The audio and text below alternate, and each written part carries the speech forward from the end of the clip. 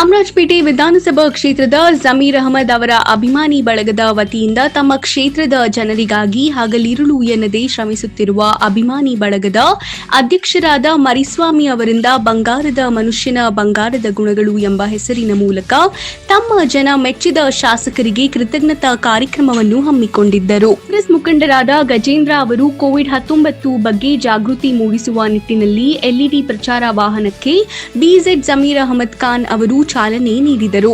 ಕಾರ್ಯಕ್ರಮದಲ್ಲಿ ಕಾಂಗ್ರೆಸ್ ಮುಖಂಡರಾದ ಜಿಎ ಭಾವ, ಡಿಸಿ ರಮೇಶ್ ಇನ್ನೂ ಹಲವರು ಉಪಸ್ಥಿತರಿದ್ದರು.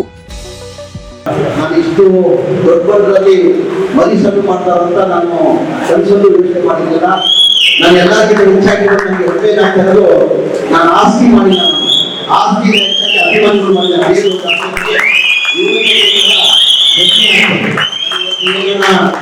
ಇವಾಗ ಸೇವೆ ಮಾಡಿದ್ದೀನಿ. ನಾನು ಏನ್ ಸೇವೆ ಮಾಡಿದ್ದೀನಿ ಅದು ಇವತ್ತು ಸಾರ್ಥಕ ಅಂತ ನನ್ಗೆ ಅನಿಸ್ತಾ ಇದೆ. ಇವತ್ತು ಯಾವ್ದು ಅಫಿಷಿಯೇಟ್ ಫಸ್ಟ್ ಅಫಿಷಿಯೇಟ್ ಅಲ್ಲಿ ಒಂದು ಗಣೇಶ ದೇವಸ್ಥಾನದ್ದು ಯಾವ್ದು ತೋರಿಸ್ತಾ ಇದ್ರು. ಅದು ನನ್ನ ಮೊದಲೇ MLA ಆಗುವಾಗ ನಮ್ಮ ಮತ್ತೆ MLA ಆಗಿ ಒಂದು ಆಗಿರ್ಬೋದು. ನಮ್ಮ ಗೋಪಾಲಣ್ಣ ಅವರು ಸರಿಗ ಬಿಡಿಸಿ ಹೇಳಿಲ್ಲ. ನನ್ಗೆ ಗೊತ್ತಿರಲಿಲ್ಲ ಯಾವ ಶ್ರೀನಿವಾಸ್ ಅಂತ ಅವ್ರ ಜಾಗ ಕೋರ್ಟಲ್ಲಿ ಕೇಸ್ ನಡೀತಾ ಇತ್ತು. ಕೋರ್ಟಲ್ಲಿ ಕೇಸ್ ನಡೆಯುವಾಗ ಒಂದು 4-5 ವರ್ಷ ಕೋರ್ಟಲ್ಲಿ ಕೇಸ್ ನಡೀತದೆ.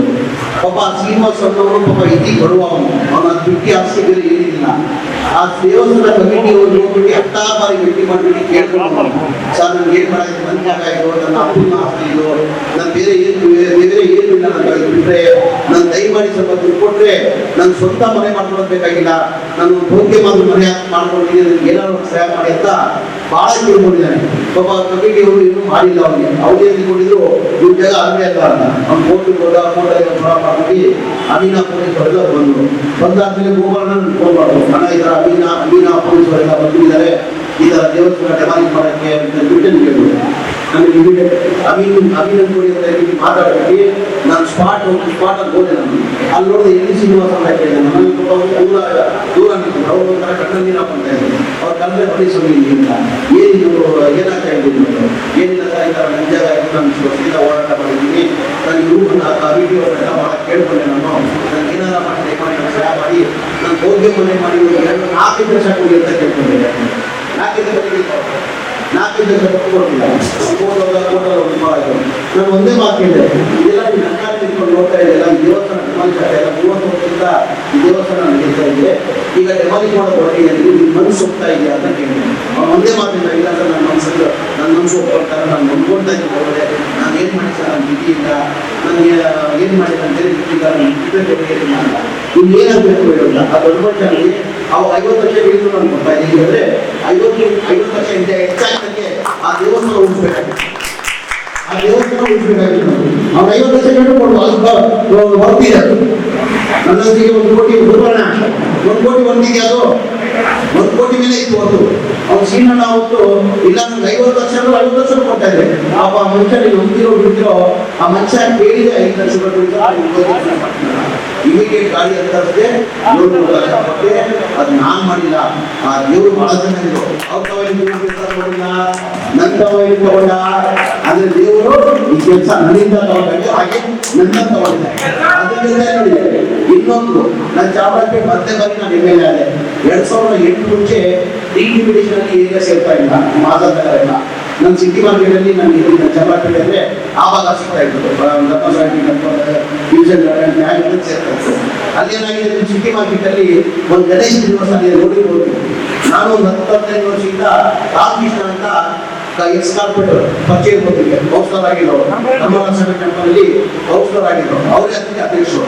ಅವ್ರೇನ್ ಮಾಡಿದ್ರು, ಪ್ರತಿ ವರ್ಷ ನಮ್ಮ ಆಫೀಸ್ ಕಲಾಪಗಳಿದ್ದಾರೆ, ಪ್ರತಿ ವರ್ಷ ಬಂದು ನನಗೆ ಆ ದೇವಸ್ಥಾನ ಡೊನೇಷನ್ ತಗೊಳ್ಳೋರು. ಸರ್ ಈ ಗಣೇಶ ದೇವಸ್ಥಾನ ಈಗ ಕಂಪ್ಲೀಟ್ ಆಗ್ತದೆ ಸರ್, 3 ವರ್ಷ ಕೊಟ್ಟಿದ್ದೀರಾ, ಈ ವರ್ಷ ಆದ ಸಹಾಯ ಮಾಡಿದ್ದೀರಾ ಅಂತ ಪ್ರತಿ ವರ್ಷ ಬಂದು ತಗೊಳ್ಳೋರು. ನಾನು ಮತ್ತೆ ಬಾರಿ 2005ರಲ್ಲಿ ನಾನು MLA ಆಗಿದ್ದೀನಿ.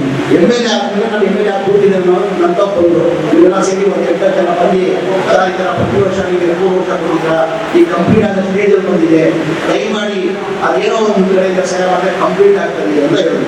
ಒಂದು 8 ಜನ ಬಂದಿದ್ರು. ಎಲ್ಲರೂ ಕೂರಿಸಿದೆ. ನಾನು ಒಂದು 10 ವರ್ಷ ತಿಳ್ಕೊಂಡು ಬಂದಾಗಿ ದೇವಸ್ಥಾನ 5 ವರ್ಷ ಆಗ್ತದೆ, ಆ ವರ್ಷ ಆಗ್ತದೆ, ಇವತ್ತು ಸತ್ಯ ಇದೆ ಅಂತ ತೆಗೀರಿ ಮತ್ತೆ ನೀವು ಎಷ್ಟು ಬೇಕಾದ್ರೆ ಬಿಟ್ಕೊಳ್ತೀವಿ ಅಂತ. ಆಮೇಲೆ ಒಂದು ಸತ್ಯ ಹೇಳ್ಬೋದು, ಇಲ್ಲ ಸರ್ ನಾವು ಏನು ಮಾಡೋದು ಅದು ಆ ವಾಸ್ತು ಪ್ರಕಾರ ಮುಂದೆ ಒಂದು ಶೌಚಾಲಯ ಇದೆ, ಆ ಶೌಚಾಲಯ ಯಾವಾಗೂ ತೆಗೆಯಲ್ಲ, ಅದು ದೇವಸ್ಥಾನ ನಾವು ಓಪನ್ ಮಾಡೋಕ್ಕಾಗಲ್ಲ ಅಂತ ಮೆಟ್ಟಿನ ಮೇಲೆನೆ, ಈ ಮೆಟ್ಟಿನ ಕೆಳಗಡೆ ಶೌಚಾಲಯ ಇದೆ, ಆ ಶೌಚಾಲಯ ತೆಗಿಬೇಕು, ತೆಗೀರಿ ಆ ಶೌಚಾಲಯ ಅಂತ. ಇಲ್ಲ ಸರ್ ಆ ಶೌಚಾಲಯ ತೆಗಿಯಕ್ಕಾಗಲ್ಲ, ನಮಗೆ ಸುಳ್ಳು ಹೋಗಲ್ಲ, ಯಾರು ಅವನು ಪಟ್ಟಿರ್ತಾ ಇರ್ತಾವ, ಅವ್ನು ಯಾರು ಇದು ಮಾಡೋಕ್ಕಾಗಲ್ಲ, ಅವ್ನು ಯಾರು ನಾನು ಹೋದ್ರೆ ಒಂದು 2 ಸಲ ಜನ ಸೇರ್ತಾರೆ, ಅವನು ಹಂಗಿದೆ ಸರ್ ನಾವು ಮಾಡೋಕ್ಕಾಗಲ್ಲ ಅಂದ್ರೆ ಎಷ್ಟು ಖರ್ಚು ಆಗ್ತದೆ, ಒಂದು 8 ಲಕ್ಷ ರೂಪಾಯಿ 8 ಲಕ್ಷ 9 ಲಕ್ಷ ಇದ್ರೆ ಎಲ್ಲ ದೇವಸ್ಥಾನ ಕಂಪ್ಲೀಟ್ ಆಗ್ತದೆ.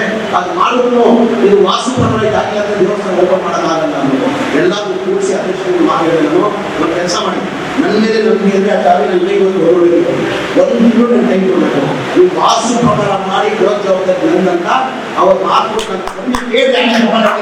ಇನ್ನ ಕಂಪ್ಲೀಟ್ ಮಾಡಲ್ಲ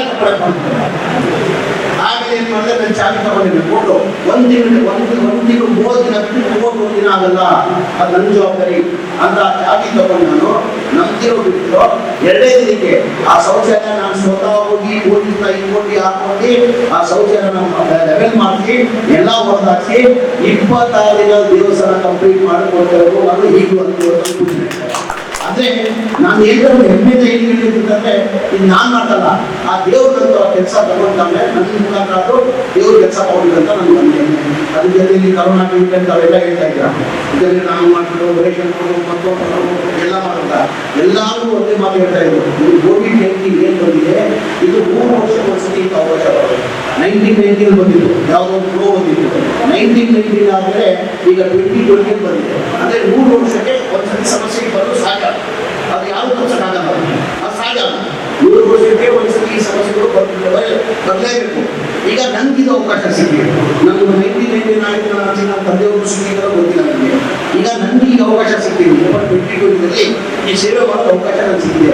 ಈ ಅವಕಾಶ ನಾನು ಪಡ್ಕೊಂಡ್ರೆ ಈಗ ನನಗೆ ಅವಕಾಶ ಸಿಗಲ್ಲ, ನಮಗೂ ಸಿಗಲ್ಲ, ನನ್ನ ಮಗುಗೂ ಸಿಕ್ಕಲ್ಲ, ನನ್ನ ಮೊಮ್ಮಗೂ ಸಿಕ್ಕಲ್ಲ, ಈ ಅವಕಾಶ ಪಡ್ಕೊಳ್ಳೋಕೆ ನನಗೆ ಸಿಗ್ತಾ ಇಲ್ಲ. ಹಾಗಾಗಿ ನಾನು ಹಗಲು ರಾತ್ರಿ ಸೇವೆ ಮಾಡ್ತಾ ಇದ್ದೇನೆ, ಬೇರೆ ಏನು ಉದ್ದೇಶ